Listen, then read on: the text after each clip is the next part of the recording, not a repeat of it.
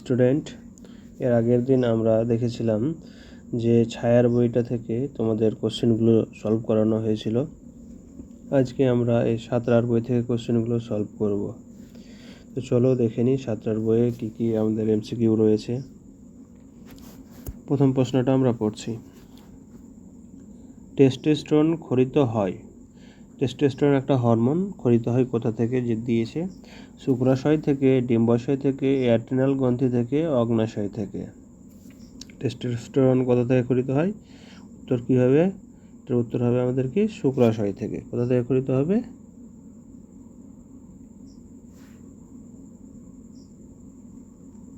শুক্রাশয় থেকে ক্ষরিত হবে টেস্টোস্টেরন। তারপরে দেখে নেব ইনসুলিন ক্ষরিত হয় কোথা থেকে? ইনসুলিন পিটুইটারি থেকে, থাইরয়েড থেকে, বৃক্ক থেকে, অগ্ন্যাশয় থেকে। ইনসুলিন ক্ষরিত হয় অগ্ন্যাশয় থেকে। অগ্ন্যাশয়কে কোন ধরনের গ্রন্থি বলা হয়? কে বলতে পারবে তোমাদের? অগ্ন্যাশয়কে বলা হয় মিশ্র গ্রন্থি। একটি লোকাল হরমোন হলো থাইরক্সিন, অ্যাড্রিনালিন, ইনসুলিন, টেস্টোস্টেরন। তো লোকাল হরমোন কাদের বলবো? যেসব হরমোন নির্দিষ্ট স্থান থেকে উৎপন্ন হবে এবং সেই স্থানে কাজ করবে। যেখান থেকে উৎপন্ন হয় সেখানেই কাজ করে, তাদেরকে বলা হয় লোকাল হরমোন। লোকাল হরমোনের উদাহরণ হবে কি? টেস্টোস্টেরন। তারপরের প্রশ্ন আমরা দেখব যে অন্তঃক্ষরা গ্রন্থি থেকে নিঃসৃত হয় না। অন্তঃক্ষরা গ্রন্থি থেকে নিঃসৃত হয় না ইনসুলিন, থাইরক্সিন, পেপসিন, অ্যাড্রিনালিন। আমরা জানি অন্তঃক্ষরা গ্রন্থি থেকে নিঃসৃত হয় হরমোন, আর বহিঃক্ষরা গ্রন্থি থেকে নিঃসৃত হয় উৎসেচক।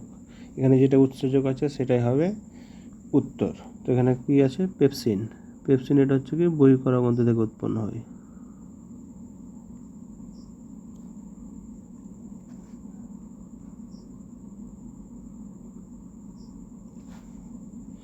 তারপরে আমরা দেখব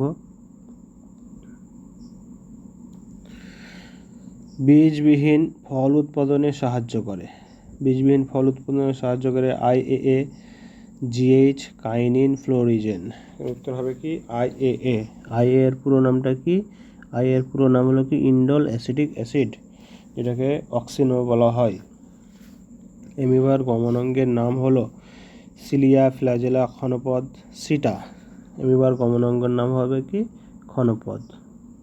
ক্ষণপদের ইংরেজি নাম হচ্ছে কি সিউডোপোডিয়া। কি বলা হয় সেটাকে? সিউডোপোডিয়া। এরপর আমরা দেখে নেব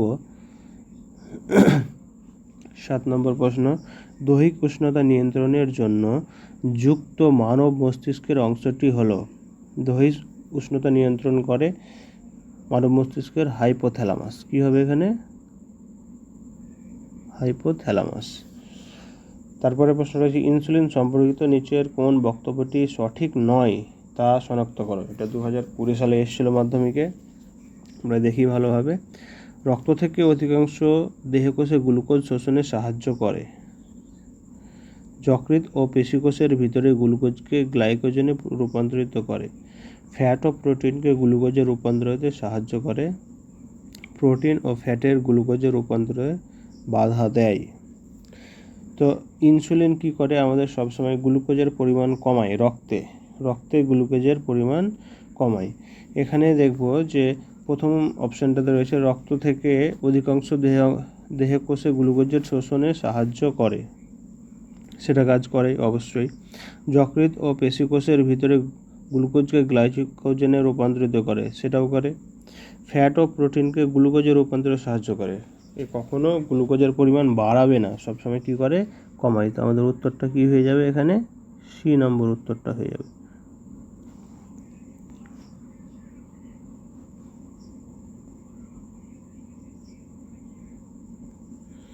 তারপরের প্রশ্ন, মানবদেহে করোটি স্নায়ুর সংখ্যা কত? করোটি স্নায়ুর সংখ্যা হলো 12 জোড়া। বল ও সকেট সন্ধির উদাহরণ হলো। বল ও সকেট কোনগুলোকে বলবো আমরা? যেগুলো ঘুরতে পারবে, যেসব সন্ধি একটার ওপর থেকে আরেকটা ঘুরতে পারবে, হাড় দুটো মিলে। সেটা হবে কি উরু সন্ধি, হাঁটু সন্ধি, গোড়ালি সন্ধি, কবজি সন্ধি। এখানে ঘুরতে পারে কোনটা? উরু সন্ধি।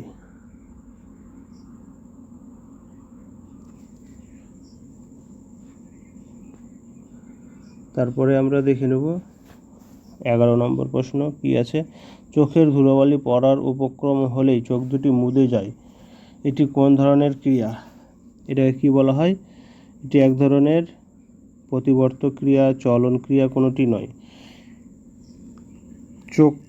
চোখ আমরা উঠানামা করি, সেটাতে চলনও হবে এবং তার সাথে প্রতিবর্ত ক্রিয়া হবে, এভাবেই উভয় হবে।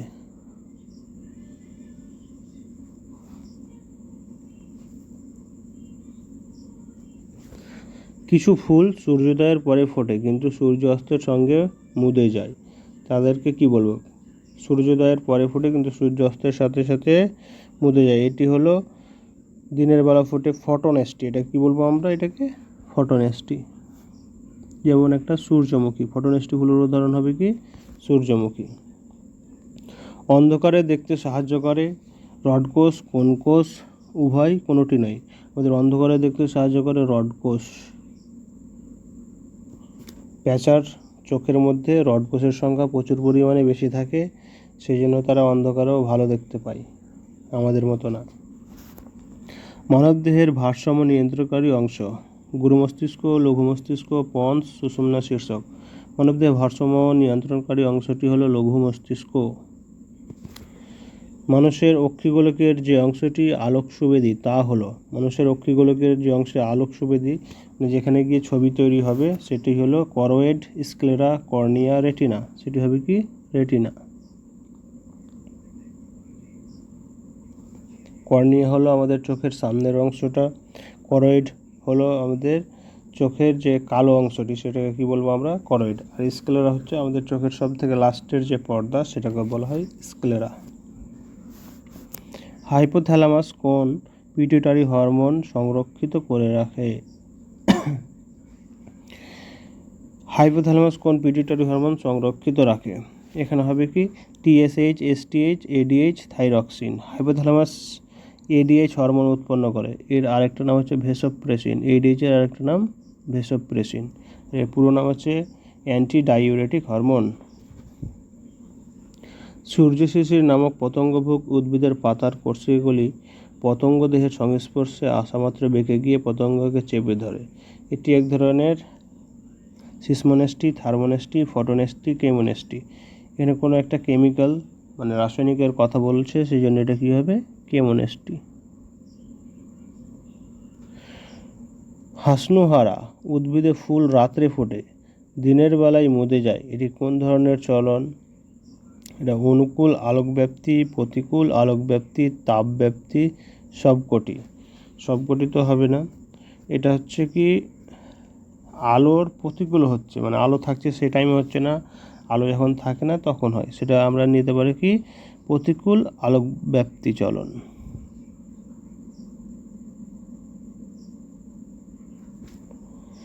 অপরিণত উদ্ভিদ কোষে ছোট ছোট গহ্বর ঘিরে সাইটোপ্লাজমের চলনকে কি বলা হয়? রোটেশন, সার্কুলেশন, উভয়, কোনোটি নয়। ছোট ছোট গহ্বর নিয়ে হলে সেটাকে কি বলবো আমরা? সার্কুলেশন। আর যদি বড় গহ্বর নিয়ে হয় সেটাকে কি বলবো? রোটেশন। উদ্ভিদ জরারোধ এবং ক্লোরোফিল বিনিষ্টকরণ প্রতিহত করে কোন হরমোন? জরারোধ এবং ক্লোরোফিল বিনিষ্টকরণ প্রতিহত, এর কথাটির অর্থ হলো কি? যে উদ্ভিদকে বুড়ো হতে দেয় না, সবসময় ইয়াং রাখবে, কোন হরমোন? সেটা আমরা জানি সাইটোকাইনিন। সাইটোকাইনিন হরমোন সবসময় ইয়াং রাখে। ডাবের জলে পাওয়া যায়, তোমরাও ডাবের জল খাবে এবং ইয়াং থাকবে। নেক্সট আমরা দেখে নেব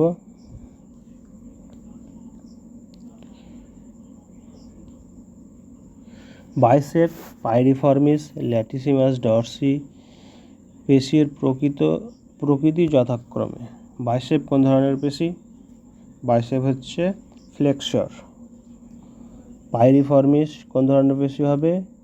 রোটেটর। আর ল্যাটিসিমাস ডরসি হবে অ্যাডাক্টর। ফ্লেক্সর মানে যেটা আমাদের শরীরকে কাছে নিয়ে আসতে সাহায্য করে কোনো অঙ্গকে। রোটেটর মানে যেটা দিয়ে আমরা ঘোরাতে পারি কোনো কিছু, যে মেয়েরা যে স্কিপিং খেলে বা এখন ছেলেরাও খেলে সব শরীরকে ফিট রাখার জন্য, তো রোটেটর বেশি কাজ করে। অ্যাডাক্টর মানে দূরে যখন আমরা কোনো অঙ্গ নিয়ে গেলাম সেটাকে কাছে নিয়ে আসবে, যে সাবধান বিশ্রামের সময় আমরা হাত তুলি আবার কাছে নিয়ে আসি, সেই টাইমে কাজ করে। এর উত্তর হয়ে যাবে কি 3 নম্বর।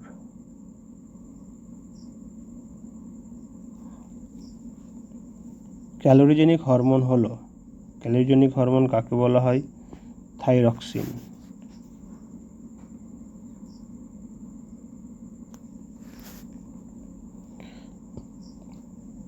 ভূকম্পের অনুভূতি পাওয়া মাত্র এক ব্যক্তি বহুতল আবাসন থেকে দ্রুত নামতে শুরু করলেন। কোন হরমোন এরূপ কাজে উদ্দীপনা জোগায়? ভূমিকম্পের সময় হঠাৎ কাজ হবে, মানে আমাদের ভয় কাজ করবে, সেখানে দৌড়াতে হলে ভয় কাজ করলে আমাদের ইমার্জেন্সি হরমোন কাজ করবে। ইমার্জেন্সি হরমোন কাকে বলবো আমরা? অ্যাড্রিনালিন। নিচের কোনটি সঠিক প্রতিবর্ত পথের ক্রম? প্রথমে যাবে কোথায়? গ্রাহক, তারপরে অন্তর্বাহী স্নায়ু, তারপরে স্নায়ুকেন্দ্র, বহির্বাহী স্নায়ু, তারপরে হবে কারক। কোথায় রয়েছে এটা? রয়েছে সি, অপশন সি।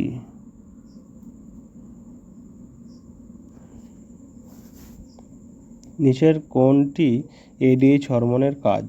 উপধমনীকে সংকুচিত করে রক্তচাপ বাড়ায়, পরিণত বয়সে শুক্রাণু ও ডিম্বাণু উৎপাদনে সাহায্য করে, যকৃৎ ও পেশিকোষে গ্লুকোজের গ্লাইকোজেনে রূপান্তরিত করতে সাহায্য করে, স্নায়ুতন্ত্রের বিকাশ ঘটায় ও স্বাভাবিক ক্রিয়া বজায় রাখে।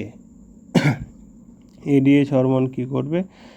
উপধমনীকে সংকুচিত করে রক্তচাপ বাড়ায়। মানে আমাদের যে কিডনিতে গিয়ে কাজ করে, কিডনির ডিসিটি থেকে প্রচুর পরিমাণে জল সংগ্রহ করে সেটা কোথায় দিবে?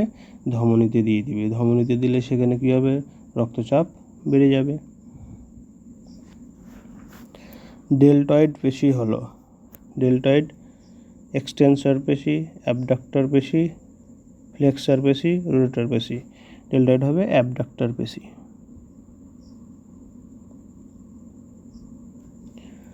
মানুষের দ্বিপদ গমনের সময় দেহের ভারসাম্য রক্ষা করে সেরিবেলাম, অর্ধকর্ণ, সেরিব্রাম, এ ও বি উভয়। সেরিবেলাম মানে হচ্ছে কি? লঘু মস্তিষ্ক। আর অর্ধকর্ণের মধ্যে কি রয়েছে? আমাদের ককলিয়া এবং কটি যন্ত্র, সেইটা আমাদের কি দেহের ভারসাম্য রক্ষাতে সাহায্য করে। তাহলে এখানে অপশন হয়ে যাবে এ এবং বি উভয়।